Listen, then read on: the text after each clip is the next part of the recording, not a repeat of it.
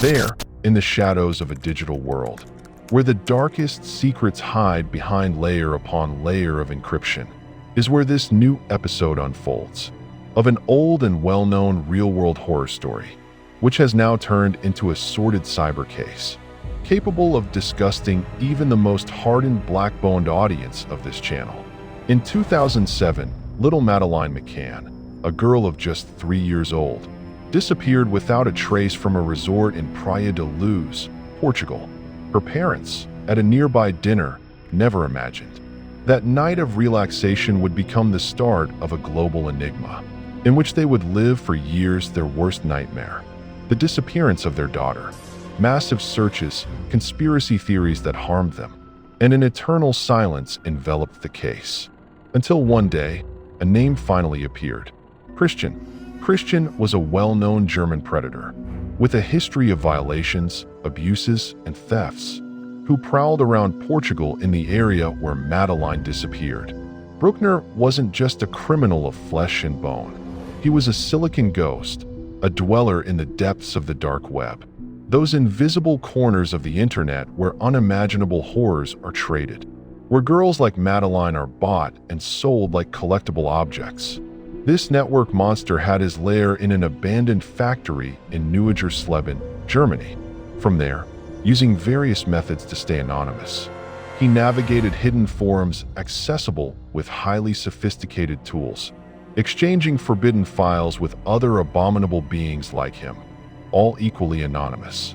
Christian Bruckner moved through global networks, black markets, where not just child abuse videos were sold, but videos of children suffering as if they were cheap merchandise. He was an expert in hardcore and encrypted chats, where kidnappings were planned with surgical precision. Apparently, Bruckner uploaded material to infamous hardcore forums, or coordinated with international networks that traffic missing children. All this horror was uncovered in 2016, when German law enforcement, guided by a tracker dog, dug into that desolate factory Bruckner had bought, a year after Madeleine's disappearance.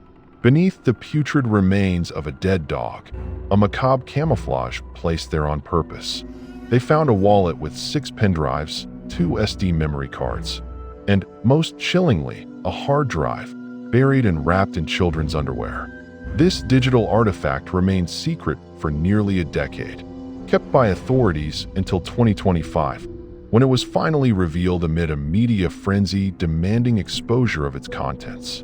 But why the silence? Because what these drives of Bruckner stored is so disturbing. It defies human sanity. Nightmare files that could collapse investigations into several pedophile networks if released prematurely. But this year, the possible release of Bruckner, who is serving time for other sexual crimes, has forced authorities to seek any link to the Madeleine case. A link that is almost proven.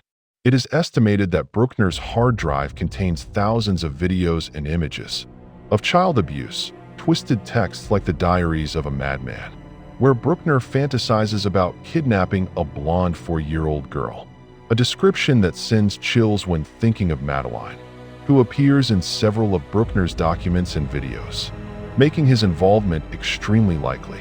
One message even said, "Capture something small to use it for days." All this appears in his Skype conversations with others. And worse, there are traces of encrypted data torrents, pointing to deep connections in the so-called Mariana Web, the deepest abyss of the dark web. All exclusive material torrents traded in the darkest cryptocurrencies.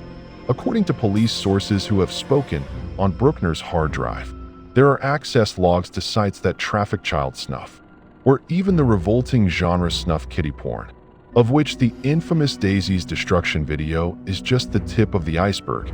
Where reality surpasses the fiction of the most sinister films, the cyber horror intensifies imagining how Bruckner used the artifacts found in his hideout.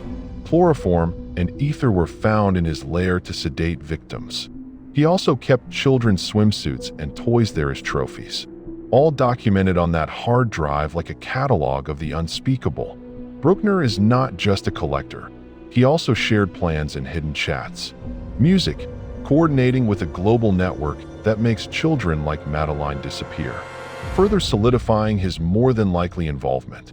The German prosecution believes Bruckner killed little Madeleine shortly after the kidnapping and after subjecting her to the unthinkable for a time. And this hard drive is the physical proof confirming it. We are facing a new Peter Scully, the Australian responsible years ago. Music for the video Daisy's destruction. But do you want to know the worst part?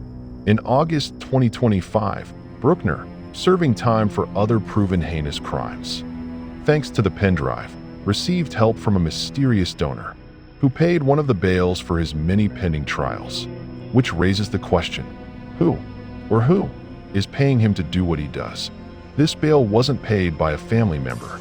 It was paid by an anonymous source. If we've learned anything in 2025 so far, it's that the elite is untouchable. For whom does Bruckner work?